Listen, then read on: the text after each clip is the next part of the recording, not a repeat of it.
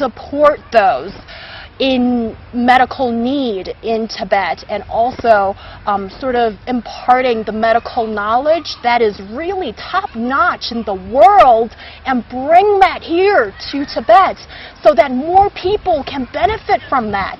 And that's one example. And also, like, all those people who are public servants who come over, and also individuals like entrepreneurs who are realizing their dreams here in Tibet and bringing some of the tested and tried business operations from other Chinese cities to Tibet, and really, you know, giving a boost to local economy. And I think for those folks, hats off to you too. I mean, everybody's got something to gain, but also there's, I think, camaraderie of, you know, being a fellow Chinese person maybe, and also just coming here and supporting the locals in some sense. And that, gosh, that's going through a lot. Even physically you can feel it.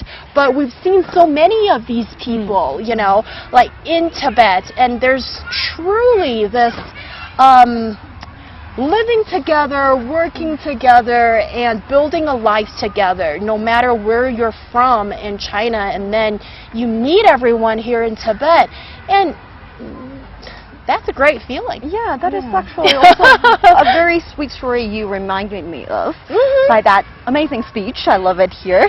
Because yesterday I went to a yogurt workshop, and the founder of the workshop actually came here in 2006. The reason that he could do that was because the open to business of the Qinghai, Qinghai Tibet Railway, that actually started in 2006, and he came here and he came back here again in 2007 and decided to stay and open the yogurt workshop. And he married to a Tibetan lady here. We talked to the very sweet lady, and their goal is not only to provide the best quality yogurt in Tibet to their customers, but also, in her words, to save a little bit piece of memory and a tiny bit of soul that you might lose on your way when you're working too hard, when you're living your life too fast. And they said, actually, you can leave a note here after so many years. Of course, you're not going to remember what you were thinking when you were writing down those sentimental words,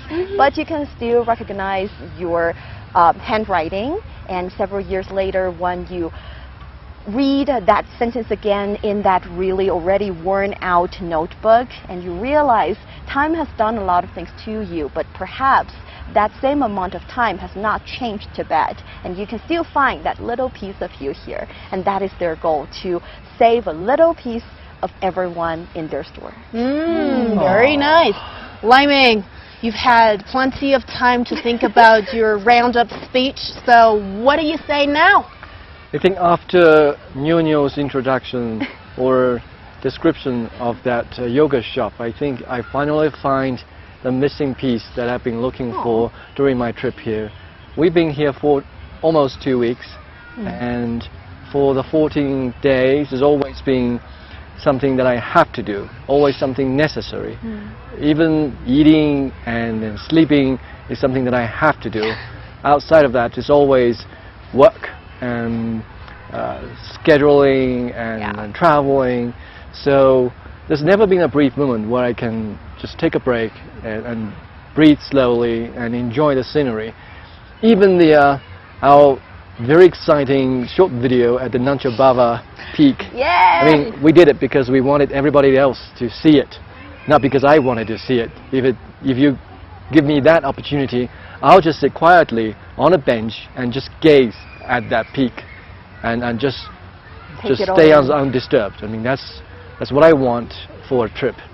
But again, looking back, it's been a journey worth taken. I mean, I think I shared with the team before we even depart, because I've been here 3 times. I thought I could share some experience, and I said that when this is done, everything we remember will be the nice things that we've done to each other, nice things we said to each other, and the kind gestures and the beautiful scenery and some of the touching moments that we shared together.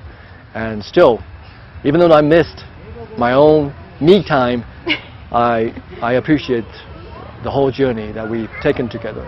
And this complete journey has been recorded, live streamed, podcast, and it's all out there for you to see, so that you don't need to experience the high altitude sickness, nor do you need to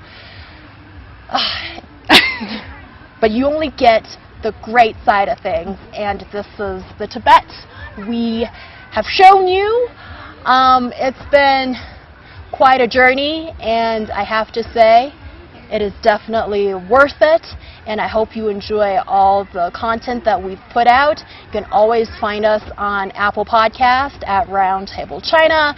You can email us, send us voice memos to ezfmroundtable@foxmail.com, and also on CGTN, Facebook, Weibo at 英语环球广播 are places that you have and can reach us. This is the final show. We are filming in Lhasa in Tibet. Have yourselves a great day. We'll see you next time on Roundtable. Bye! What?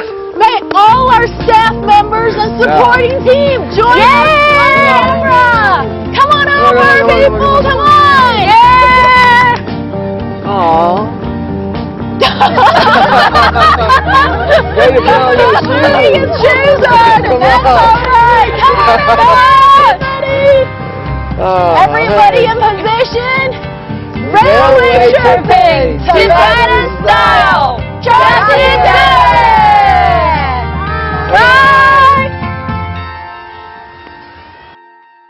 Bye.